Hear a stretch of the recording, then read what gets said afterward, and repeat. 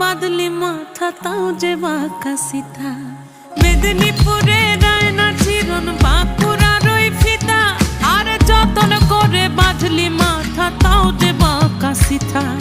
পেছ পাড়িয়া রাজগো